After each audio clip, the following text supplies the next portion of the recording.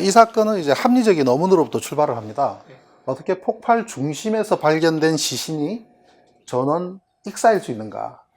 이 폭발이라 그러면 엄청난 충격파를 동반을 하는데 고막 터지거나 코피가 터지거나 장파를 일으키는 그런 사람이 단 한 사람도 없다. 그리고 엄청난 폭발에도 불구하고 어떻게 그 많은 물고기들은 전혀 한 마리도 폐사한 물고기가 없을까? 또 폭발 중심부에서 불과 10m도 채 안 되는 상부에 있는 형광등이 깨지지도 않고 온전할 수 있는가라고 하는 이런 아주 합리적인 어문으로부터 이건 좀 이상하다라고 이제 들여다보기 시작했던 부분이 있습니다. 이 초계함이라고 하는 것은 원문으로 보면은 anti-submarine warfare로 되어 있습니다. 이게 무슨 이야기냐면 이 초계라는 뜻은 초병인 것처럼 이렇게 경계하는, 그죠? 그래서 예를 들면은 한 함대가 이동을 한다 그러면 거기에는 큰 배도 있고 뭐 항공모함도 있고 순양함도 있고 이렇게 있으면 또 잠수함도 같이 간다고 하면은 적의 잠수함이 와서 우리를 공격할 가능성을 초기하기 위해서 제일 앞에 초계함이 갑니다. 그래서 적의 잠수함들을 컨택하고 하는 역할을 하는 게 초계함인데, 잠수함 잡는 초계함이 잠수함한테 당했다는 게 이 사건이란 말이에요. 네, 그래서 이 사건 좀 이상하다. 어떻게 잠수함 잡는 초계함이 잠수함한테 격침당할 수가 있을까? 언론 첩보도에서는 폭발에 대한 언급이 전혀 없어요. 침수되면서 5km 표류 후 두동강. 침수라고 하는 것은 찢어졌다는 얘기고, 무엇으로 인해서 찢어졌다고 한다면 만약에 뭔가 큰 폭발이 있었다면 폭발로 두동강이라든지 그런 얘기가 있어야 되는데 전혀 그런 없이 침수, 5km 표류, 두동강. 그럼 이게 침수와 두동강 나는 사건이 하나로 연결될 수도 있고 각각의 다른 사건일 수도 있고, 그래서 그런 의문점을 처음부터 안고 있었습니다. 제가 2012년에 천안함은 좌초입니다라는 책을 썼습니다만은 이 책의 제목은 천안함은 좌초에 포커스를 맞춰져 있습니다. 근데 내용 중에는 좌초도 있고 충돌도 들어 있습니다. 천안함은 좌초 후 충돌을 했습니다. 그런데 처음부터 천안함은 좌초 후 충돌입니다 하면은 뭐야, 이게 무슨 큰 사고가 한 번이 아니라 두 번이 있을 수가 있느냐, 이런저런 얘기도 있을 수가 있고, 또 그 당시에는 충돌에 대한 정황은 분명한데 확실한 증거를 확보하지 않은 상태에서 충돌의 정황을 책 안에서는 나열을 했지만 제목으로는 좌초에 포커스를 맞췄죠.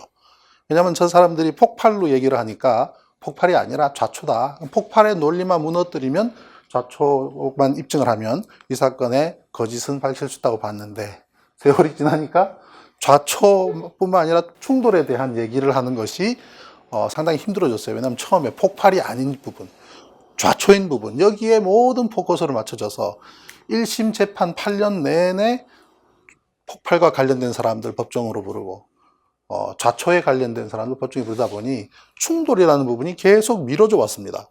무엇과의 충돌이냐, 어떻게 충돌했냐, 이런 부분들이, 그게 작년 들어서 항소심에 와서 겨우 충돌이라는 부분이 구체화되기 시작을 하면서 좌초 후 충돌이 정답인데, 2012년에는 천안함은 좌초입니다라는 책을 제가 쓴 적이 있습니다. 그래서 또 좌초로 과연 천안함이 반파될 수 있는가, 이러한 질문들을 많이들 하세요. 또 이런 의구심을 갖고 계신 분들이 계실 거예요. 어떻게 좌초로 배가 반파될 수 있는가? 그럼 정답은 뭐냐면 선박은 좌초로 얼마든지 반파될 수가 있습니다. 그러나 천안함은 좌차로 반파된 것이 아닙니다가 정답입니다. 천안함은 좌초 후 충돌로 반파가 됐습니다. 그 내용에 대해서 쭉 설명을 드리는 시간이 될 텐데요. 일단 인터넷으로 간단하게 좌초라는 것만 입력을 해도 무수히 반파되는 선박들이, 사진들이 나옵니다. 좌초로 얼마든지 반파될 수가 있습니다. 우리가 선박이 굉장히 튼튼한 물체라고 생각들 하시는데 선박을 만약에 우리 이 테이블 사이즈로 줄인다면 외판은 알루미늄 포일 정도밖에 안 될 겁니다. 그럼 손으로 쿵 누르면 쿵 뚫어져요. 그죠? 그래서 그 정도 약하고, 이 선박이라는 것은 화물을 싣기 위한 목적을 가진 배이기 때문에, 화물에 싣기 위해서 안은 텅텅 비어 있고 화물을 싣는 목적이기 때문에 바다에, 물 위에 떠 있을 수 있는 최소한의 두께나 구조를 갖습니다. 그래서 이러한 외력에 약할 수밖에 없는데, 군함은 조금 나아요. 왜냐하면 군함은 전투 목적이기 때문에 상선보다는 좀 낫습니다. 천안함은 좌초 후 충돌입니다. 일단 배 좌초의 증거라는 것은 배가 올라왔을 때 쭉쭉 이렇게 그어진 것 하나로 좌초의 증거는 그대로 나옵니다. 볼 수가 있습니다. 그래서 저 배를 보자마자 배에 관련된 모든 사람들, 인양업자, 항해사, 조선 관련자, 이런 사람들, 이 배 자초했네?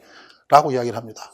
이 부분은 그야말로 과학적으로 얘기하면 1 플러스 1은 2다라고 할 정도로 굉장히, 너무나 이 선박 쪽에서는 당연한. 왜냐면, 우리 차가 쫙 긁혀져 있다면 누군가 와서 긁었거나 다른 차와 부딪혔거나 벽에 긁었거나 그거 아닙니까? 그죠? 마찬가지예요. 배가 이렇게 긁힐 것은 무언가 부딪히지 않으면 이렇게 될 수가 없는 거예요. 그냥 물에 떠 있기 때문에. 우리가 차를 사서 2년, 3년 지났다고 해가지고 막 무언가 인위적으로, 물리적으로 긁지 않는 한 그런 손상이 일어나지 않듯이 선박도 마찬가지입니다. 그런데 이러한 현상이 있다는 것은 그 자체로 좌초를 했다는 것인데, 과연 폭발이 있느냐? 폭발이 있다라는 부분은 폭발의 증거는 0%입니다. 이거는 국방부도 입증을 해요. 왜냐하면 국방부가 만들어 놓은 보고서에도 폭발의 흔적과 흔적은 없다라고 못을 박아 놓고 있습니다. 그럼 뭐냐? 비접촉 폭발이다 라고 이야기를 합니다. 국방부에서는. 아무튼 좌초는 100%고 거의 100%고 폭발의 증거는 없는데, 그러면 좌초로 천안함이 반파될 원인일 가능성은 없다 이 말이에요. 왜냐하면 그 지형 자체가 SSH, 이거는 샌드와 쉘, 좌초를 한 지형이 모래나 조개 껍데기로 구성되어 있는 해저 지형이기 때문에 절대로 거기서는 배가 반파되지 않습니다. 그러면 도대체 뭐가, 어떤 외력이 와서 배를 반파시킨 것인가 라는 부분을 쭉 그동안 스타디를 해보니 충돌이라는 결론이 나오더라는 것이죠. 충돌로 되어 있는데 충돌입니다. 좌초 폭발 충돌이라는 어느 걸까라고 초기에 굉장히 중구난방으로 많은 여러 가지 정보들이 나오고 보도가 나오고 했을 때에 사고가 한 번이 아니라 두 번이라는 보도들이 이어집니다. 지진파를 근거로 해서 국방부는 21시 22분에 폭발로 인해서 반파되었다라고 국방부는 얘기를 하지만 실제로 9시 15분, 이것보다 7분이 앞선 시간에 어떠한 상황이 존재했다는 뉴스 보도가 계속 이어집니다. 그럼 이거는 뭐냐? 22분은 뭐고 이것은 뭐냐? 라는 처음에 초기에 이런 문제가 발생함에도 국방부는 21시 22분 지진파에 의해서 이거는 폭발이다라고 하나로 몰고 갑니다. 그런데 이 시간 외에 그 이전에도 다른 상황이 있었다라는 부분은 이 사고 당일 당직자는 백령도에 있는 당직자예요. 백령도 기상대에 있는 당직자를 우연히 저희가 이제 변호인단 저희 변호사 분들하고 또 미디어오늘 조현우 기자하고 같이 백령도를 갔습니다. 2012년에 가서 백령도에서 그날 당직을 섰던, 기상청에 당직을 섰던 당직자를 우연히 또 뭐 술 한잔 하면서 만났는데 그분 얘기가 그 순간 여느 때와 다름없는 노이즈 뿐이었다라는 증언을 했습니다. 그래서 과연 21시 22분이 지진파라고 하는 지질자원연구소의 이 데이터가 과연 믿을만한 것인가 라는 의심도 있습니다. 일단은 과연 천안함에 폭발이 존재하는가, 그건 폭발이 존재하지 않는 10가지 이유를 한번 정리를 해봤는데요. 폭발이라고 하는 것은 가연성 물체가 연소돼서 터지는 현상 아닙니까? 그로 인해서 열이 발생하고 또 그로 인해서 충격파가 발생하고, 이거는 물리적 변화뿐만 아니라 화학적 변화를 가져오죠. 좌초라든지 충돌일 경우는 물리적 변화만 생깁니다. 그죠? 무언가가 터지지 않는 한. 그래서 찌그러진다든지 긁힌다든지 구멍이 난다든지 물리적 변화를 가져오지만 폭발은 화학적 변화까지 같이 가지고 온단 말이죠. 그러니 좌초나 충돌하고는 다른 폭발이 가진 독특한 어떤 현상이 나타나야 할 것인데 과연 그러한 것이 있는지 한번 따져본다는 거죠. 우리 국방부가 평택에 배를 갖다 놓고 그거를 국민들한테 보여주는 원리는 뭐냐면요, 이렇게 비참하다, 배가 반토막이 났고 이렇게 찌그러졌다 라는 걸 보여주기 위해서 갖다 놓은 겁니다. 그리고 이렇게 비참하니까 폭발이고 이거는 어뢰가 터졌고 북한의 소행이다 라고 하기 위해서 평택에 갖다 놓고 보여준 겁니다. 그럼 이런 자동차들 전부 다 비참하면 이게 전부 다 어뢰 맞았단 말이죠. 찌그러지고 비참한 모습이라고 해서 모두 폭발이라고 할 수는 없는 겁니다. 이거는 충돌이죠. 이거는 요즘 잘 나가는 그 무슨 회사, 그죠? 툭 하면 앞에가 타죠? 불탄 곳이고, 이거는 옆에 비접촉 폭발입니다. 이거는 어뢰 폭발, 이거 호주에 있는 배고요. 이건 천안함이고, 이거는 충돌한 배입니다. 그 피츠제럴드호라고 이지삼이에요. 이지삼이 일본 근해에서 충돌했죠. 컨테이너선하고. 이 모습만 봐가지고는 과연 어느 게 폭발이고 어느 게 충돌이고 어느 게 좌초 잘 모릅니다. 그러니까 형상만 가지고 판단할 수는 없다라는 겁니다. 일단은 화약이 터졌다면 화약 냄새가 나야죠. 화약 냄새를 맡은 사람이 아무도 없습니다. 천안함에. 우리가 성냥 한 계피만 키더라도 또는 해변가에 가서 폭죽놀이를 할 때 얼마나 화약 냄새가 납니까? 근데 천안함에는 생존자 어떤 사람도 화약 냄새를 맡은 사람이 없습니다. 근데 그거는 뭐냐면 어뢰를 맞아본 사람이 거의 없어요. 대한민국 역사상 어뢰 맞아서 배가 파손된 사례가 단 한 건이 없습니다.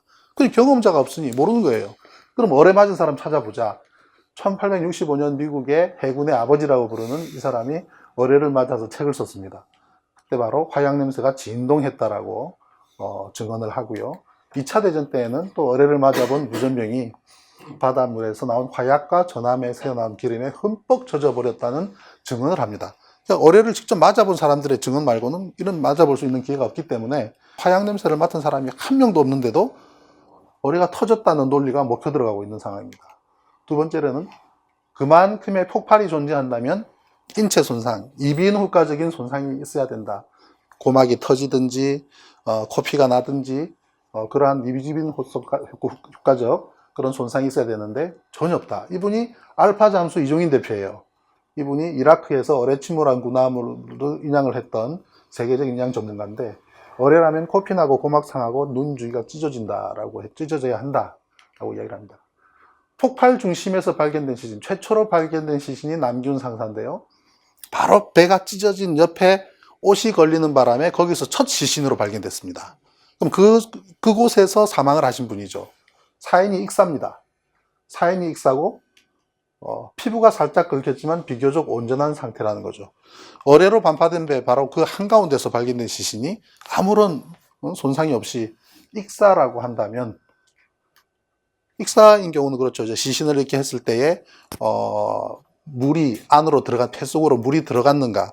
그래서 뭐 하면은 바다 물 속에 있는 성분이 그 안에서 나온다. 이걸로 체크를 하겠죠. 물고기 폐사, 생명체는 기본적으로 폭발의 생명체가 가장 약합니다. 그래서 물고기 폐사한 요 까나리예요. 이게 요 까나리. 우리 백령도의 어민분들은 3월달, 4월달에 잡은 까나리로 1년을 이렇게 먹고 사십니다. 그 까나리 액젓 만들고, 그죠? 까나리 젓갈 만들고. 그래서 만약에 이 정도의 폭발이 존재했다면 적어도 폭심으로부터 2km 이내의 어류들은 떼죽음을 당했어야만 할 것이다 라는 것이 어떤 분석입니다. 그런데 국방부는 뭐라고 하냐면요. 서해안에 조류가 빠르기 때문에 죽은 물고기들이 다 떠내려갔다는 겁니다. 그럴 수도 있겠다 싶죠. 그런데 그 시간대가 이렇게 정조 시간대입니다. 조류가 멈춰있는 시간대에 사고가 났고 밑으로 내려가던 조류가 바뀌어서 그때부터 거꾸로 올라갑니다. 그러면 죽은 물고기 떼가 다시 북쪽으로 올라가는 거예요. 그리고 새벽 4시부터 다시 새벽 3시 41분부터 올라갔던 물고기가 다시 내려와야 돼요. 이게 지그재그로 올라갔다 내려왔다를 반복하면서 빠져나가야 맞는 거죠. 그러면은 엄청난 물고기에 폐사한 물고기 군락이 쭉 그냥 흘러서 어디로 가는 게 뭐 헬기에 잡히든 뉴스 매체에 잡히든 아니면 포구마다 백령도, 대청도, 포구마다 이 물고기 떼들이 그죠? 이렇게 있어야만 되는 거죠. 그런 게 전혀 없단 말입니다. 태안에서 유조선 사고가 나서 기름이 흘러 전부 와류에 따라 가지고 해안가로 다 들어오잖아요. 이게 서해안이란 말이죠. 물고기라고 해가지고 별다르냐 이거죠. 네 번째로는 엄청난 높이의 물기둥이 존재해야 되는데 이러한 물기둥을 본 사람이 아무도 없어요. 그럼 깜깜한 밤이니까 밤 9시 22분에 사고가 났다니까 하니까 밤이니까 본 사람이 없을 수도 있겠죠. 그런데 군함은 함교의 바깥에서 견시병이 당직을 씁니다. 왜냐하면 외부에서 공격이 온다든지 미상의 함선이 온다든지 하는 걸 하기 위해서 대원 오른쪽에 한 명, 왼쪽에 한 명이 달달달 떨면서 3월달이니까 춥겠죠. 두꺼운 옷을 입고 배 바깥에서 바깥을 쳐다보면서 당직을 써요. 이 배 같으면은 이 부분에서 바깥에 대원이 서 있단 말이죠. 그러면 이게 올라갔다 내려오는 데까지 5 내지 8초 걸립니다. 긴 경우는 12초도 걸려요. 붕 하고 쫙 올라갔다가 쫙 내려가는데 이걸 본 사람이 없단 말이에요. 천안함에 아무도. 그런데 우리 국방부는 견시병이 충격에 배가 쓰러지기 때문에 견시병도 쓰러졌고 그러니까 볼 시간이 없었답니다. 이게 과연 맞을지. 여기서 거리가 30m입니다. 쾅 폭발하면 거리가 초속 340m인 음속이 0.1초 만에 귀에 들어오잖아요. 꽝 소리가. 사람은 고개가 자동으로 돌아갑니다. 소리 나는 쪽으로. 그럼 뒤로 돌아보면 그때부터 물기둥이 쭉 올라와야 됩니다. 이렇게 쾅 하고 쳐다보면 쭉 올라와서 이게 5 내지 8초 동안 하늘로 솟구쳤다가 쭉 내려오고 그때부터 쭉 가라앉습니다. 이 사이에 얼마든지 봅니다. 그리고 어뢰 폭발인 경우에는 폭발이 완전히 끝날 때까지 배는 쓰러지지 않습니다. 물속에서 하부에서 폭발이 일어나기 때문에 폭발력이 위로 치고 올라가는데 선박이 쓰러지는 메커니즘은 이것이 반토막이 나고 난 이후에 무게중심의 변화가 발생한단 말이에요. 선박은 기본적으로 무게중심에서 오뚜기처럼 이렇게 서 있는 구조이기 때문에 무게중심이 낮습니다. 그래서 어떤 외력으로 파괴가 된다고 하더라도 완전히 떨어져 나가기 전까지의 무게중심은 그대로 유지합니다. 그런데 이렇게 잘리고 나면은 앞쪽과 뒤쪽으로 나뉘어진 두 개에는 각각의 무게중심이 달라지겠죠. 이거는 앞에 있는 거주구 때문에 상부가 무겁습니다. 이거는 서서히 이렇게 옆으로 기울어집니다. 상부가 무겁기 때문에. 그리고 하부는 주로 침실이 많기 때문에 아래쪽은 가볍고 위가 무거우니까 함수 쪽은 옆으로 쓰러집니다. 이렇게.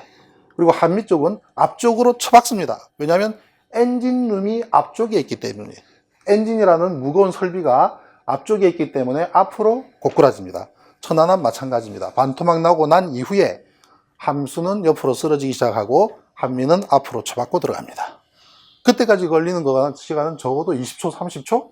그것이 지나야 쓰러집니다. 그러니까 쓰러지기 때문에 물기둥을 못 봤다는 완벽한 거짓말입니다. 고열의 여부, 엄청난 폭발이 일어나서 360kg TNT에 화약이 터졌다면 3000도 정도의 고열이 발생한다 그러죠. 3000도가 발생해도 바닷물에 좀 식어서 위로 올라온다 하더라도 이렇게 시커멓게 타버립니다. 이 배는 호주 토렌스함의 버블젯 어뢰 폭발 실험한 겁니다. 배를 가만히 세워둔 채로 실험을 한 게 이 배인데요. 이 배는 버블젯 어뢰 실험입니다.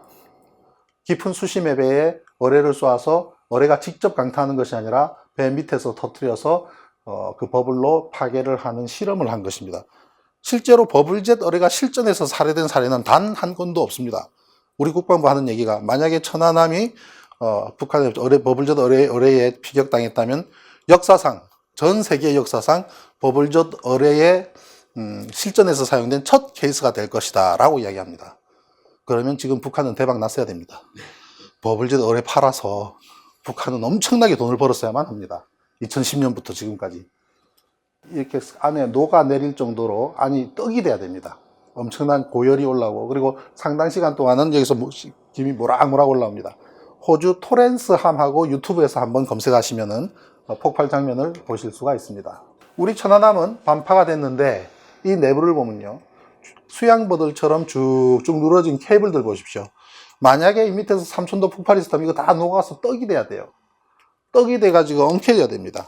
그런데 이렇게 멀쩡합니다. 고열의 존재가 확인되지 않는다. 열에 의한 손상이 전혀 없다. 심지어 이 케이블 보면 여기에는 이 케이블도 있죠. 이 케이블. 이 케이블도 끝에 보면 이 얇은 비닐이 나풀나풀합니다. 이게 과연 녹으려면 몇 도가 필요할까요? 이게 과연 어뢰 맞았다는데 이게 과연 맞느냐? 또 하나는 여기 보십시오. 요거 보면 케이블들이 끄트머리가 전부 다 이렇게 오그라져 있죠. 끝이. 요거는 그야말로 고열에 의해서 절단된 것이 아니라 물리적인 절단입니다. 이렇게 굵은 케이블이 강제로 쫙 뜯어질 때, 강제로 뜯어지면 제일 먼저 피복이 먼저 뚝 떨어지고 이 안에는 구리선이기 때문에 늘어날 만큼 늘어납니다. 늘어날 만큼 늘어나다가 탁 끊어지면 소송에 의해서 끄트머리가 착 오그라지는 게 관성의 법칙에 의해서. 그래서 오그라지는 것. 요거를 봐서는 물리적 변화에 의한 물리적인 절단이다라는 것을 알 수가 있습니다. 화염과 거름이 전혀 없다.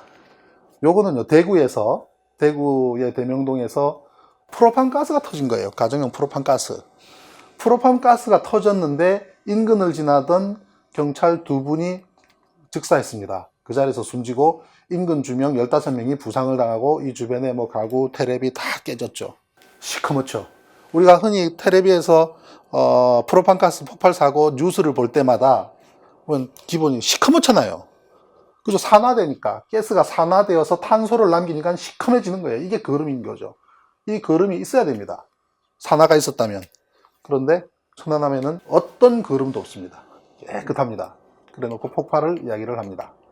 자, 이건 두라사모입니다. 인천 앞바다에서 두라사모가 2012년 1월 달에 휘발유 가스를 인천에 다 풀고 출항을 한 다음에 자월도를 지나면서 이 안에 가스 프리 작업을 합니다. 가스 프리는 창에서 휘발유를 전부 다 하역하고 나면 안에 가스가 차 있죠. 그럼 이 가스를 다 배출을 시켜야 되는데 그래야지 배가 안전하니까요. 보통 항내에서 해야 됩니다. 원칙은. 그런데 항내에 있는 동안 항비를 물어야 되니까 출항하고 난 다음에 배가 가면서 바다 위에서 인부들이 들어가 작업을 합니다. 그런데 그 내려가다가 전부 다 저는 11명이 사망했기 때문에 원인이 뭔지는 몰라도 추정컨대 스패너라든지 망치라든지 이런 거를 장비를 갖고 내려가다가 툭 부딪히면 스파크가 일어나잖아요. 거기서 이 안에 가득 차 있던 가스, 휘발유에 풀고 난 가스가 점화가 되어서 펑 터져서 뚜껑이 열리면서 11명이 사망을 했습니다. 이 중에 7명은 시신을 찾았고 4명은 시신을 찾지를 못했습니다. 왜냐하면 이 전체에 말려졌기 때문에.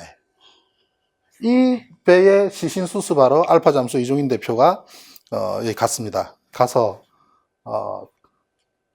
안에 시신 수습하다가 그 비참한 사진을 찍어서 저한테 보냈습니다. 신 대표, 이게 폭발이야. 폭발이 이렇게 무서운 것이야 라고 보내왔습니다. 어뢰 폭발을 견딘 마법의 형광등에 의해서 밑에서 해군 장성이 설명을 하고 있는데, 이게 어떤 네티즌이 사진을 찍어서 이거 뭐야? 확대해 보니까 형광등인 거예요. 어떻게 이 밑에서 어뢰가 터졌는데 형광등이 멀쩡할 수 있느냐 하고 막 난리가 났죠. 그랬더니 고성능 내진 방폭 형광등이라 그랬습니다. 우리 네티즌들도 가만 안 있잖아요. 그래가지고 온데 변개표 또 있으면 남영정구 막 전화하니까 우리는 그런 거 만든 적이 없습니다. 그래가지고 그럼 아무데도 만든 데가 없다 그러니까 그때부터 우리 국방부는 열흘 동안 침묵합니다. 대책이 없잖아요. 그냥 침묵합니다. 그 다음에는 이 여기 보면은 각종의 설비들이 있어요. 계기판들이 있는데 그 계기판에 조금조금한 게 전부 다 유리 뚜껑으로 되어 있어요. 깨진 게 없습니다. 충격파, 샥웨이브가 있어야 되는데 이게 보스턴 마라톤 대회에서 압력밥솥 2개로 테러를 벌였습니다. 이 부분에 압력밥솥 2개를 놓고 계속 불을 뗀 거예요. 그래서 사람들이 많을 때 그게 빵 터졌습니다. 압력밥솥 2개가 터져서 3명이 사망하고 260명이 부상했는데 부상자 상당수는 팔다리를 잃었습니다. 참 무서운 거죠, 폭발이. 우리 전쟁 영화를 보면은 막 포탄이 터질 때 포탄이 터져서 사망하고 포탄에서 나온 파편을 맞아서 사망하는 걸로 착각을 하는데, 그렇게 직격탄을 맞아서 사망하는 경우는 5%, 3%밖에 안 됩니다. 예를 들면 포탄의 파편이라든지 흙이라든지 돌이라든지 여기에 맞아서 숨지는 경우는 3%, 5% 정도밖에 안 되고 대부분은 충격파에 사망합니다. 충격파가 와서 인명을 살상시키는 건데, 예를 들면 알파잠수 이정인 대표가, 저분은 옛날엔 굉장히 보수적인 성향이신 분이었어요. 그래서 그분이 한나라당에서 괴롭힘을 당하면서 국회에서 한번 불러가지고 국회 증언석에 쓴 적이, 청문회에 쓴 적이 있습니다. 그래가지고 왜 그런 이야기를 하느냐, 왜 자초라고 하느냐, 왜 정부의 이야기에 그걸 하느냐. 우리나라 인양 전문가로는 거의 최고 수준의 분이신데 이다대 조성관과 출신이고요. 근데 그분이 한나라당 전신인 민정당 시절의 중앙위원이셨습니다.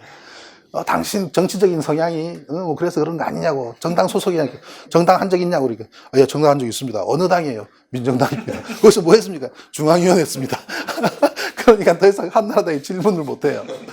근데 이분이 이제 그렇게 양심적으로 또는 자기 기술을 얘기해서 너무 감사해서 천안함 사고 이후에 제가 이제 찾아뵙고 인사를 하고, 그때부터 이제 형님 동생이 됐는데, 이분 전화 걸면은 이 해병대 음악이 나와요. 해병대 군가가 나옵니다. 그렇게 이제 해병대 정신이 투철하신 분인데, 그분이 얘기가 2차 대전 때 일본군이 진주만을 공습을 할 때 이 포탄을 떨어뜨리면요, 군함에 맞아서 파괴가 되기도 하지만 어느 한 배가 옆에 벽이 멀쩡한데 안에 있는 그 격실 안에 시신들이 다 죽었는, 사망을 했는데 목이 없더라는 거예요. 목이. 이 배 바깥에서 터졌고 벽은 멀쩡하고, 근데 안에 있는 사람들이 목이 없더라는 거예요. 그래가지고 미국 군에서 이 원인을 조사를 한 겁니다. 봤더니 바깥에서 발생한 충격파가 배 철판을 때린 거예요. 때리면 그 충격파가 그대로 안으로 들어와서 이 안에 있는 사람들한테 충격파가 그대로 날아와서 눈, 코, 귀, 입, 인체에 뚫린 쪽으로 확 들어간답니다. 그럼 제일 입으로 제일 많이 들어가겠죠. 그럼 들어가서 내장을 한번 휘젓고 충격파가. 그런 다음에는 안에서 부딪혀서 바깥으로 쫙 빠져나온답니다. 나올 때는 인체에 목이 딱 닫혀버린대요. 목이 딱 닫힌 데서 밑에서 파가 치고 올라오니까 목이 관성에서 뚝 떨어져 나가는 거예요. 아, 그게 사실입니까? 책을 줘요. 책에 그게 다 이렇게 연구 결과가 나와 있습니다. 그게 충격파입니다. 그게. 그래서 여기서 폭발을 했지만 그러한 파가 미쳐서 260명이 부상을 당하고 팔다리를 잃고 그렇게 되는 겁니다. 서울 행당동에서 2010년에 CNG, 천연가스 버스의 8개의 가스통 중에서 하나가 팡 터졌습니다. 그래서 터져가지고 나갔는데, 이 안에 보십시오. 완전히 이렇게 아수라장이 되고, 여기에 앉아있던 20대 여성 양쪽 발목 절단했습니다. 근데 나중에 발목 다 봉합수술을 했다고 또 뉴스가 한 1년 뒤인가 나오더라고요. 이렇게 무섭습니다. 그 다음에 폭발은 당연히 거대한 소리가 나겠죠. 팡! 그런데, 그 당시에 백령도에 이게 무슨 소리야 하고 태어난 사람은 아무도 없습니다. 주민 가운데. 그러면 이 폭발이, 거대한 폭발이 존재했을 때에 그 안에 있던 생존자들은 어떻게 느꼈을까? 궁금하죠, 그죠? 이게 사실 이 생존자들의 증언을 입수한 게 불과 몇 달 전입니다. 불과. 지난 8년 동안 이 내용이 참 궁금했습니다. 생존자들이, 우리가 이때까지 그 지난 8년 동안 접하셨을 때에 천안함에 타고 계셨다가 생존하신 분들은 전부 이 국방부의 또는 우리 정부의 군의 발표에 거의 동의하시는 것처럼 인식하고 계시죠. 그러실 수밖에 없습니다. 그분은 대외적으로는. 그렇지만 실제 사고를 겪고 난 직후에 그분들이 어떻게 느꼈는가 궁금하잖아요. 그 진술서가 고스란히 있습니다. 이게 분명히 있을 텐데 왜 안 주냐고 사실은 지난 한 8년 동안 정보 공개 청구도 하고 다 했습니다. 제가 할 만한 건 다 했습니다. 그런데 정보 공개 청구를 했더니 국방부로 보내요. 국방부에서는 뭐 이렇게 해가지고 쭉 또 몇 달 동안 미루다가 이게 보안 사항이고 비밀이라고 안 줍니다. 그럼 그 다음에는 그 다음 단계가 행정부에다가 정보 공개 중앙심판에다가 청구를 합니다. 거기서도 검토하다가 또 캔슬합니다.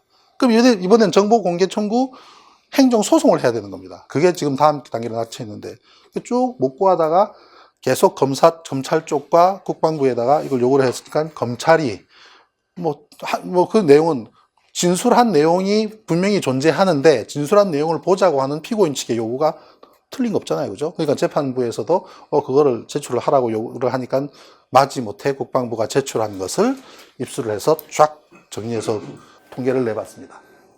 3월 26일 날, 2010년 3월 26일 날 사고가 발생한 그 다음 날, 그리고 또 다음 날, 27일, 28일, 그 다음 31일, 4월 2일, 4월 5일, 5번에 걸쳐서 각자 전부 진술을 하는데 어떤 분들은 2번 한 분도 있고 3번 한 분도 있고 4번 진술한 분도 있습니다.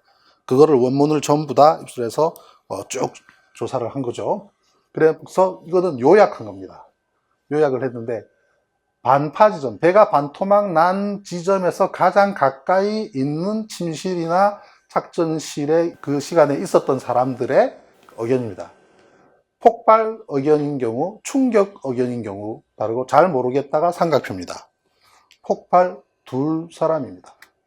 충격 15명입니다.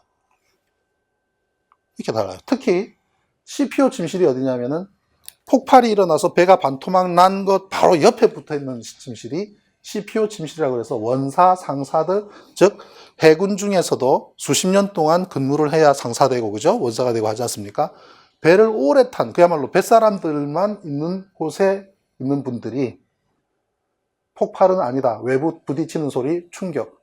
수면 중이라 충격인지 폭발인지 모르겠으면 세모표죠. 폭발 아니었다. 외부 충격에 의한 사고. 충격, 상성과 같은 것이 부딪힌 것, 충돌은, 충격은, 폭발은 듣지 못했다. 잠수장 어뢰일지도 모르겠다. 그래서 이 경우는 폭발로 봤고요. 그 다음 충격 소리. 이런 견해를 갖고 있는데, 좀 황당한 것도, 어뢰가 바로 옆에, 몇 메타 옆에서 터졌는데, 자느라고 못 들었다고 가능하겠습니까? 어뢰가 자기 옆에서 5m도 안 되는 곳에서 터졌는데, 잠자느라고 아무것도 못 들었다고 하는 케이스를, 뭐 어쩔 수 없이, 견해를 안 바뀌어지는 세모표로 하고도 한 사람이 폭발 의견이고 나머지는 전부 충돌 의견입니다. 우리 보면은 다른 보면은 상성과 충돌로 생각한다. 한미가 달려나가서 혹시 어뢰일까 충격 소리는 외부 충격이다. 충격이라는 느낌이 더 강하다. 그래서 충돌, 충격이 철판끼리 부딪혀서 생기는 묵직한 소리. 바로 내 옆에서 사고가 발생했다면 그 사고로부터 내가 들은 소리가 어떠한지, 내 몸으로 느끼는 것이 어떠한지가 이렇게 차이가 나는 겁니다. 근데 이런 상황에서 어떻게 이거를 어뢰 폭발로만 몰아갈 수가 있느냐라는 겁니다. 그리고 장교들은 어떨까 궁금하죠. 장교들 보면 장교와 원상사, 중사들만 모아놔봤습니다. 그랬더니 장교분들은 7명 중에서 3사람은 폭발, 2사람은 충격, 나머지 2은 잘 모르겠다인데, 이 3사람은 함장, 부장, 작전관 이 사람들은 식당에서 이 사고를 뭐로 가져가면 좋겠냐고 언언을 한 결과입니다. 저거는 서로 언언을 한 결과이고, 전체 보면 폭발음은 8명, 충격음 9명, 장교, 원상사, 중사까지를 이렇게 쭉 통계를 내봤습니다. 그 다음은 하사와 병들은 어떻게 생각하는가 보면 폭발이 6명, 충격은 15명 정도, 잘 모르겠다는 13명. 그렇습니다. 그래서 절대적으로 전체를 놓고 보면 14명은 폭발 의견, 24명은 충돌 의견, 잘 모르겠다가 20명, 58명의 생존자의 견해가 이렇습니다. 이렇다면 어뢰 폭발로 몰아가면 안 되죠. 그죠? 바로 옆에서 겪은 사람들이 여기 이렇다면.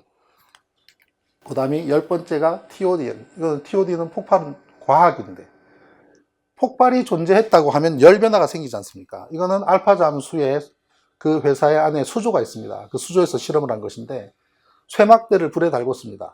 쇠막대를 불에 달궈서 물에다가 넣으면 이 TOD라는 것은 백령도 초소 옆에서 바다를 향해서 쭉 카메라로 찍는데 온도 변화로 감지합니다. 그냥 일반 촬영 CCTV가 아니라 CCTV의 기능 플러스 그다음 온도 변화를 하는 거죠. 왜냐하면 깜깜한 밤에는 아무것도 불도 안 켜고 이렇게 반잠수정이 물에 붙어서 오는 침투하는 경우 영상으로는 안 잡히잖아요. 그렇지만 온도 변화로는 잡히기 때문에 온도 변화를 한 적외선 카메라를 사용합니다. 그래서 적외선 카메라를 놓고 불에 달군 쇠막대를 물에 넣었더니 물이 온도가 변화하면서 이렇게 색깔이 변화하는 겁니다. 이게 바로 TOD 카메라, 적외선 카메라입니다. 이거는 알파 잠수 수조에서 실험을 한 것이고요. 실제로 천안함이 반파되고 배가 반토막나고 난 직후입니다. 요거는 물에다가 불에 달군 쇠막대를 물에 집어 넣었을 때 물의 온도 변화가 카메라에 잡힌 겁니다. 우리 육안으로 보면 그냥 맑은 물일 겁니다. 그런데 적외선 카메라로 촬영하면 이렇게 시커멓게 나타나는 거죠. 그러면 천안함이 반파가 돼서 이 안에 3000도가 발생했다면 어떻게 될까요? 물 온도는 영상 3도. 그 당시에 이 시간대 영상 3도. 철판은 대략 이거보다는 따뜻했을 겁니다. 왜냐하면 엔진 기관이 돌아가고 철판 안에는 사람들이 살고 하기 때문에 이것보다 따뜻하니까 색깔이 다르죠. 조금 더. 그럼 여기는 이 밑에는 바로 밑에는 더 시커멓게 나타나고 옅어지고 이러한 온도 변화가 이 밑에 존재해야 우리는 저 밑에서 폭발이 있었다라고 과학적으로 인정해 줄 수가 있는 겁니다. 어떤 온도 변화가 없단 말이죠. 어떤 온도 변화가 없다? 그러면 폭발이 없었다라는 과학적 결론을 내려야 되는 것입니다. 그래서 이 10가지로 일단 폭발 뭐가 없는 몇 가지 이유 이렇게 하면 또 일단 듣기도 좋고 보기도 좋지 않습니까? 그래서 10가지 이유로 한번 정리를 해봤는데, 국방부는 그러면 폭발이 없었다고 하면서, 폭발의 흔적이 없다고 하면서 비접촉 폭발로 몰아갑니다. 그럼 비접촉 폭발이라면 모든 것이 해결되는 것처럼 얘기합니다. 그래서 Explosive Not Contact라고 해서 비접촉 폭발이라고 하는데, 국방부 조사보고서 72페이지를 보면요, 자기들이 조사한 내용으로 봤을 때 파공 형성 없고, 폭발로 인한 파고 형성 없고, 외판에 힘원산은 있지만 화염 흔적도 없고 그을음도 없고 파편으로 인한 구멍도 없고 화상 환자 청각장애 없고, 그 다음 구조물 톱니 모양의 원형 파고 형상도 없고, 화염, 그을음, 파편, 청각장애, 화상 환자 없음. 그리고 최종 결론은 선체 전 부위에 폭발 흔적이 발견되지 않았다. 이렇게 양심껏 정확하게 해놨습니다. 그래 놓고 비접촉 폭발이다라고 하면서 모든 걸 몰아갑니다. 그을음은, 그을음이라고는 탄소 알갱이가 물에 녹습니까? 화양 냄새가 수용성입니까? 물에 녹습니까? 이걸 입증해야 돼요. 우리 국방부나 정부는. 그런 것 입증도 하지 않고 비접촉이기 때문에 그런 거는 없다고 그냥 막무가내로 덮어 씌웁니다. 그런데 이 비접촉 논리를 제공한 사람이 누구냐면 토마스 에클스라는 사람이에요. 이 사람은 미국 조사단의 미국 대표이죠. 토마스 에클스 이야기 들어보셨습니까? 저 사람에 대해서. 이 사람이 2010년 4월 15일 날, 2010년 4월 15일이면 어느 때냐면요. 2010년 4월 12일 날 한미를 처음으로 건져 올려서 어딘가로 이동을 해서 12, 13, 14, 15, 16, 5일간 머물다가 16일 날 바지선에 올려서 평택으로 이송을 하게 되는데, 그 중간쯤 되는 날에 청와대 관계자가 MIT 전자기계공학 전공했고 미 해상체계사령부 사고분석기술 참모부장이고 해군 함정의 사고분석 분야에서 당대 최고의 권위자가 미국의 합조단 대표로 우리나라에 왔다라고 발표하면서 뉴스를 탑니다. 그래서 4월 15일 날 저녁에, 저녁 시간 21시 9시 뉴스에 이 사람이 미국의 대표 단장으로 한국을 왔다라는 사실이 뉴스로 처음으로 알려집니다. 그래서 우리는 토마스 에클스라는 사람의 존재를 4월 15일 날 밤 9시 뉴스를 통해서 접하게 됩니다. 그런데 그날 낮에 이 사람이 뭔가를 합니다. 그날 낮에 한국 시간으로 4월 15일 AM 00시 38분, 미국 시간으로, 한국 시간으로는 4월 15일 PM 01시 38분에 존 앤 버드 중장한테 이메일을 보냅니다. 이메일을 보냈는데 이렇게 보냅니다. 뭐라고 보냈냐면요. 이럽니다. Just got back. 방금 돌아왔다. Undex. Underwater Explosion입니다. 수면하 폭발. 수중 폭발. Underwater Explosion event happened on port side where hull broke. 배가 선체가 좌현 쪽, 왼쪽에서 폭발이 일어났는데 believe this proximity detonation of explosive not contact. explosive non contact로 사료된다 라고 이야기합니다. 이메일을 보냅니다. No basis for saying for the platform delivered the charge. 뭐 때문에 그랬는지 잘 모르겠지만 아마 왼쪽에 kill depth, 용골하 쪽에 왼쪽을 때린 것 같다. 그리고 from the geometry of hull, 배에 있는 그 모양을 보니 went up with 1, 2, 3 meters. 1부터 3, 선체하 1 내지 3m 하부에서 터진 것 같고, 그러나 real analysis is required. 정확한 분석이 요구된다. 그래서 용골하 선저 1 내지 3m 수준 비접촉 폭발로 사료된다는 이메일을 그때 딱 보냅니다. 그러면서 그 뒤로는 met with Elgen Site, 루터널 제너럴, 중장, 별셋, 현장에 있는 별셋을 만났는데 그 사람은 아마 보고의 책임자인 것 같고, 그리고 독도함해로 돌아와서 10분 내로 만날 건데 support him making a phone call for first report to ROK leadership. 한국의 대통령한테 보고하는 책임을 진 사람으로 보인다. 그러면서 나한테 계속 묻기를 I believe this was torpedo. 내가 어뢰로 믿느냐고 나한테 계속 묻는다. 우리 정부가 이거 어뢰입니까? 어뢰입니까? 이렇게 계속 묻더라는 거예요. 그래서 자기는 그 참모도 그렇고 자기는 아직까지는 어뢰인지 기뢰인지 확실하게 현재로서는 알 수 없다고 이야기를 했다라는 이메일을 보내는데, 토마스 에클스가 용골 비접촉 수중 폭발로 결론을 내리고 본부에 이메일을 보낸 것이 자기 분석이라면 이해를 하지만 그 시기가 언제냐라는 거 하면요, 요때입니다. 배가 처음으로 겨우 물에서 처음 올라와서 배 밑바닥이 처음으로 우리 카메라에 잡힌 그 시간이에요. 배 조사 안 했습니다. 배 조사를 하지도 않고 배에 가서 이거를 살펴보지도 않고, 더구나 이 앞쪽에 절반인 함수는 계속 물속에 있습니다. 이날이 4월 15일, 함수는 4월 25일 날 올라오거든요. 열흘 뒤에 함수 건져 올립니다. 배의 절반은 건져 올리지도 않고 한미가 겨우 물에 올라와서 여기에 바지선에 크레인에 매달고 턱 얹이는 순간입니다. 그런데 이 밑에 거치대가 무너져가지고 또 고생을 해요. 이거를 보면 항해 전문가들은 바로 좌초다라고 이야기해야 돼요. 딱 보는 순간 좌초네, 쭉쭉 긁혀있네, 프로펠러까지 휘었네, 100% 좌초. 항해 전문가들은. 구두 전문가, 우리 한평생 구두만 닦으신 분이 구두를 딱 받아들고 뒤축 깎인 걸 보고 이거 오랫동안 신었네, 당연한 겁니다. 그거하고 똑같은 거예요. 이걸 가지고 뭘 복잡하게, 적어도 용골 1m, 3m 하부에서 explosive not contact가 이루어졌다라고 한다면 이 모든 것을, 종합적인 것을 몇 달, 1년 조사를 해야 나올까 말까 할 겁니다. 그 결과를 그냥 이거 하나 보고 바로 가서 1시 38분에 이메일이 전송됐기 때문에 이걸 치는 시간까지 거꾸로 따진다면은 한 3, 4분을 거꾸로 빼면 한 35분? 1시 35분부터 이메일을 보냈다는 얘기인데, 그 시간대는 말이죠. 배가 겨우 탑재해가지고 거치대가 파손되는 시간입니다. 전혀 배에 대해서, 그럼 배가 처음 올라왔을 때 뭐 합니까? 이 안에 시신이 46명이 있었다고요. 그럼 이 배가 올라와서 제일 급선무가 뭐였냐면 시신 수습하는 거였습니다. 대원들이 들어가서 물을 빼고, 그 다음에 이 안에서 시신 한 구 나올 때마다 뉴스 난리가 났지 않습니까? 그런데 어떤 조사도 하지 않고 멀리서 바라본 사람이 본국에다가 사고 원인을 보고를 한다? 자기 취향으로 자기 견해를 밝히는 건 마음대로 해도 좋지만, 토마스 에클스가 보낸 비접촉 폭발 이메일이 우리나라 군당국의 최종 결과로 그 순간부터 굳어져 버린 거예요. 미국의 지침이라고 하기도 볼 수가 없는 겁니다. 이 사건은 지금부터 용골화 비접촉 폭발로 갑니다라고 미국은 우리나라에다 통보한 사건이에요. 그때부터 일사천리로 이 방향으로 흘러갑니다. 거기에 반대를 하거나 아니면 침묵하거나 의견을 달리한 사람은 있습니다. 예를 들면 원세훈 국정원장 같은 사람은 전혀 동의를 안 합니다. 그렇지만 국방장관은 이 방향으로 밀고 가고, 그 결과도 뭡니까? 5월 달에 이명박 대통령이 전쟁기념관에서 발표를 하죠. 북한의 어뢰 공격이다 그러고, 그 다음 5.24 조치를 취해서 개성공단, 그죠?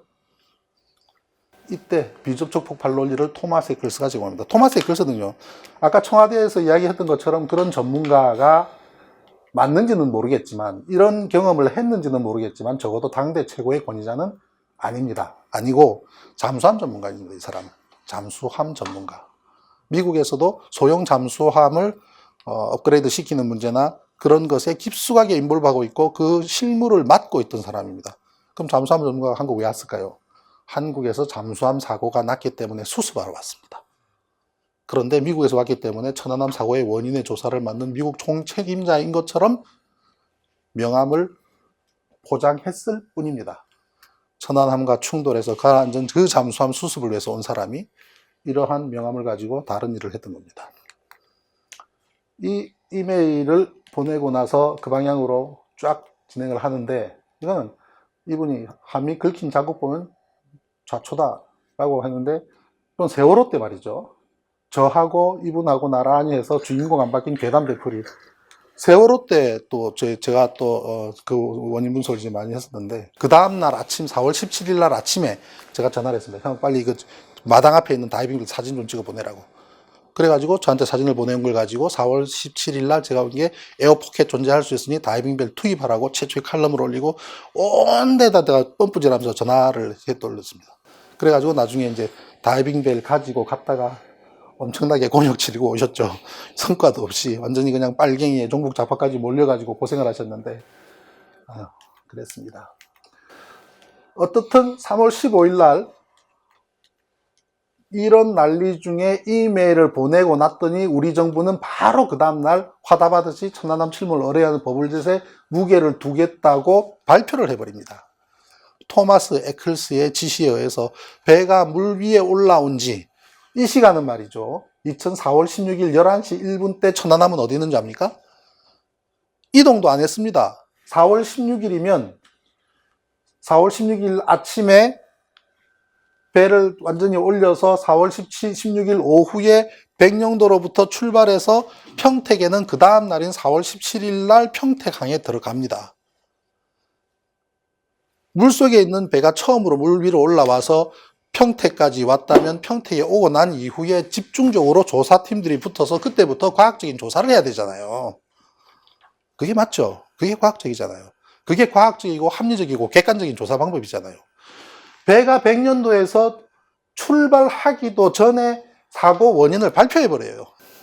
제가 트위터에다가 한 번씩 국방부를 되게 싶거든요. 국방부. 왜냐하면 지금도 재판하고 있는데 국방부 조사본부 요원들이 지금도 재판장에 옵니다. 와가지고서 이제 어떤 말을 하나 전부 다 기록하고 해요. 그래서 국방부를 비난했더니 어떤 분이 그래요. 이명박 시절 국방부라고 좀 해주세요. 그래서 제가 그랬습니다. 지금 국방부가 더 합니다. 미안하지만, 안 믿기겠지만, 묵살하고, 방조하고, 그 당시에 조작에 가담했던 대부분 사람들이 그대로 그 자리에 있습니다. 그러니 이것이 드러날까봐 전전긍긍하고 있습니다. 사실 2010년에 이 사고가 나고 첫 조사를 하고 이거를 세상에 그냥 펼쳐놔 버리니까 그 다음에 국방부에서 두 사람은 고발하고 별셋 조사본부장하고 합조단장은 고발을 하고 국방부 장관과 해군 참모총장은 저를 고소를 했습니다. 그래서 고발 2건, 고소 2건. 그분들의 별을 합치니까 14개입니다. 그래서 조사를 받았는데 제가 검사님한테 그랬어요. 기소해달라고. 그래야지 재판을 해서 이거를 밝힐 것 같다. 처음에는 제가 국방장관을 고발을 했거든요. 고발을 했더니 바로 기각시켜버리더라고요. 그리고 고발해서 안 되니 고발을 당하는 방법밖에 없는데 감사하게도 네 분이 고발을 해주시는 바람에 지금 이제 이번 3월 26일 되면 9년째가 됩니다. 9년 동안 진실을 밝힐 수 있었고 그동안에 군 관계자들까지 포함해서 1심, 2심 합쳐서 70명 내지 75명이 증인으로 나와서 계속 물어볼 수가 있었습니다. 지난 2월 14일 날은 별넷 박정희 합조단장이 증인석에 나왔고요. 그 다음에 4월 18일 날은 저번에 왔던 박정희 대장이 한 번 더 나오고 4월 29일 날 국가수의 김희수 연구원이 증인으로 나오고 5월 16일 날은 김태형 국방장관이 증인으로 나오고 6월 13일 날은 원세훈 국정원장이 증인석에 나오면 이 재판이 완전히 끝납니다. 그러면 이제 한 2달 뒤에 판결이 나와서 무죄가 되든지 아니면은 법정 구속이 되든지 아니면은 유죄 되든지 뭐가 결론이 8월 고래 때는 나올 거로 보는데 아무튼 최선을 다하고 있습니다. 미 잠수함 전문가가 어뢰 잠수함 피격 제로라고 발표한 사람이 있었는데 안수명 박사라고 들어보셨습니까? 이분은 미국 해군과 잠수함에 관련된 모든 시스템을 개발해서 납품하고 하는 거래를 하던 분이에요. 사업을 하시던 분이에요. 안테크라고. 그래서 어뢰에 관한 또는 미국의 잠수함 운영에 관한 작전과 관련해서 굉장한 전문가입니다. 그분이 천안함 어뢰 피격 확률은 0.0001%도 안 된다라고 얘기했습니다. 도올 김용욱 선생님도 그랬죠. 어뢰 어뢰 폭발 0.0001도 납득이 안 된다라고 이야기를 했죠. 그 안수명 박사는 서울대학교 졸업이시고 미국에 건너가셔서 대잠수함 전문가로 로키드 이런 쪽과 순항 미사일 유도 무기 개발에 참여했고 미국 방부 비밀 취급받은 안테크를 설립해서 대잠수함전 프로젝트 관련 1000건의 기술 보고서를 작성하신 분이고 잠수함과 어뢰 등 유도 무기 분야의 최고 전문가입니다. 한국인으로서는 유일하게 미 전기전자학회 항공우주학회 단체 정회원으로 선출될 만큼 있는데 이거 말도 안 되는 거짓말을 하니까 화가 났습니다. 그래서 이분이 천안함 보고서는 잠수함 운영체 얘기도 전혀 없고 다시 얘기하지만 천안함 보고서는 비과학적이고 비양심적인 보고서라고 뉴스타파하고 인터뷰를 했고요. 그리고 나서 정보 공개 청구 소송을 한 겁니다. 아까 그 토마스 에클스의 이메일이 어떻게 입수를 했을까? 그 이메일이 들어오기 전까지는 도대체 비접촉 폭발이라는 게 누구로부터 나왔으면 언제 나왔는지 전혀 몰랐는데 그 이메일을 받게 되면서 알게 된 사실인데 이분이 정보 공개 청구를 미국 정부에다 해서 3년 3개월이 걸려서 받아낸 결과물입니다. 그만큼 중요한 일을 이 과학자께서 하신 거예요. 참 이 결정 쉽지 않거든요. 이분 그 뒤로 사업 굉장히 힘들어졌습니다. 미국과의 거래도 힘들어졌고 그 다음에 우리 정부로부터는 한동안 출입 금지당했습니다. 국내 못 들어오셨어요. 그러니 사업을 하시는 분이 평생을 이 분야에 있던 분이 얼마나 참 쉽지 않은 일이죠. 그래서 토마스 에클스의 이메일을 그렇게 받을 수가 있었고요. 국방부의 사고 유형 분석을 보면요. 이 국방부 조사 보고서인데요. 천안함 침몰 요인의 대부분이 이게 메이저인 것처럼 이렇게 표를 만들어 놨습니다. 이렇게 표를 작성하는 것부터가 기만이고 조작이고 왜곡입니다. 배가 선박의 사고가 폭발밖에 없는 것처럼 보이잖아요. 비폭발의 좌초 충돌은 구석에 이렇게 몰아놓고 폭발해놓고 어뢰, 기뢰 해놓고 어뢰 빨간색 딱 이러놓으면 배 사고 중에 이게 굉장히 제일 많은 비중을 차지하는 것처럼 보이지 않습니까? 과학적인 분석을 이딴 식으로 하면 안 되죠. 그럼 분석 한번 해보겠습니다. 2017년도부터 해봤습니다. 총 351건의 배난 사고 중에 충돌이 210건, 접촉 7건, 좌초 21건, 화재 폭발 13건입니다. 그러면 261건, 그 중에서 취급 불량 이쪽 빼고 운항과 관련된, 해상 운항과 관련된 선박 사고 중에서 261건 중에 충돌 200건, 접촉이 6건, 좌초가 20건으로 충돌 및 좌초가 226건으로 전체의 86%, 86.6%, 87% 정도가 충돌 아니면 좌초입니다. 선박사고는. 그런데 이런 비중을 내버려 두고 폭발? 폭발 한번 봅시다. 화재 폭발이 13건입니다. 화재 폭발. 두라 3호처럼 안에서는 유증기가 폭발한다든지 불이 났다든지 그런 화재 폭발. 어뢰 폭발은 단 한 건 없단 말이죠. 어뢰 폭발은 유사일의 제로입니다. 대한민국 역사상 버블젯 어뢰는 전 세계 유사일의 제로입니다. 처음부터 이걸로 몰아가는 거예요. 제로인데 이 많은 가능성은 완전히 제껴버리고 이야기도 안 하고, 제가 처음에 합조단에 조사하러 갔더니 처음부터 그랬습니다. 합조단에 조사하러 오라 그러길래요. 어떻게 가면 돼요 했더니 이렇게 뭐 짐들 다 챙겨가지고 평택으로 오라니, 무슨 소리냐고. 서울에서 평택까지 몇 발 된다고 짐을 싸들고 갑니까? 안 됩니다. 와서 숙식하셔야 됩니다. 어디서요? 독도함에서. 독도함 배에 처박아 놓고 거기서 조사하라는 겁니다. 그러면 이 조사 끝날 때까지 그럼 독도함에 갇혀 있어야 됩니까? 그러니까 그렇다는 거예요. 나 그건 못 하겠다고. 제가 이제 그 4월 30일 첫 조사를 하기 전에 인터넷으로 한 10몇 편에 쓴 글이 국방부의 여러 가지 문제점들을 지적해 놓은 글들이 자기들한테는 아프게 느껴졌던 거예요. 그러고 이 친구 가만 내버려 뒀다가는 좀 골치 아프겠다 싶었는지 아예 인터넷을 접속을 못하게 하려고 배에다가 넣겠다는 거로밖에는 저는 이해가 안 되더라고요. 그래서 난 못하겠다, 안 가겠다 그랬죠.